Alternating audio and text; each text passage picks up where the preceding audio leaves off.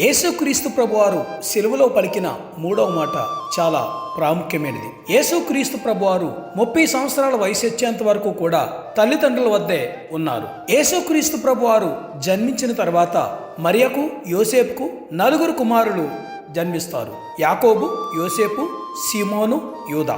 యేసుక్రీస్తు ప్రభువారు 18వ ఏట ఉన్నప్పుడు మరియ భర్త అయిన యోసేపు మరణించారు. తర్వాత పెద్ద కుమారుడిగా తల్లి యొక్క బాధ్యతలు 30 సంవత్సరాల వయసు వచ్చేంత వరకు కూడా యేసుక్రీస్తు ప్రభువారే చూసుకున్నారు.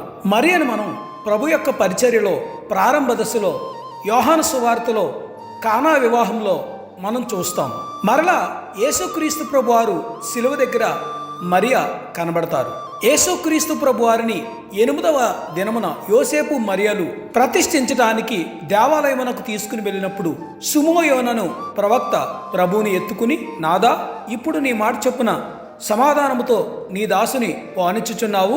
అన్యజనులకు నిన్ను బయలుపరచుటకు వెలుగుగాను, నీ ప్రజలైన ఇశ్రాయేలుకు మహిమగాను, నీవు సకల ప్రజల ఎదుట సిద్ధపరిచిన నీ రక్షణ నేను కన్నులారా చూచితిని అని పలికి, నీ హృదయంలోనికి ఒక ఖడ్గము దూసుకుని పోవునని ఆయన తల్లి అయిన మరియతో చెప్పారు. అప్పటి నుంచి ఆ మాటలు తన హృదయంలో భద్రం చేసుకుని ఉంది. యేసుక్రీస్తు ప్రభువారు 30 సంవత్సరాల వయసులో తల్లి అయిన మరియ ఒక అంగీని కుట్టి ఇచ్చింది. యేసుక్రీస్తు ప్రభువారిని సిలువేస్తున్నప్పుడు ఆ అంగీని అక్కడున్న సైనికులు చీట్లు వేసి పంచుకున్నారు. సిలువ దగ్గర ఉన్న తల్లిని, యోహానును చూచి, అమ్మ, ఇదిగో నీ కుమారుడు అని తల్లితో చెప్పారు. తర్వాత శిశువును చూచి, ఇదిగో నీ తల్లి అని అతనితో చెప్పారు. ఆ గడియ నుండి యోహాను ఆమెను తన ఇంట చేర్చుకున్నాడు.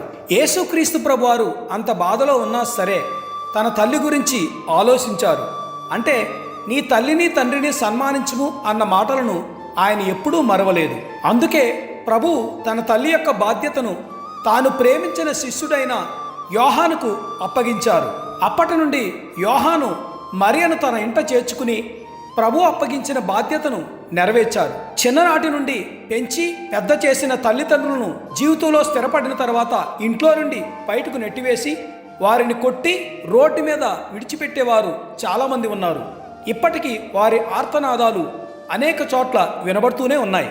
కానీ చివరి గడియలో కూడా ప్రభు ఈ లోకానికి తన ప్రేమను క్రియారూపకంగా నిరూపించారు.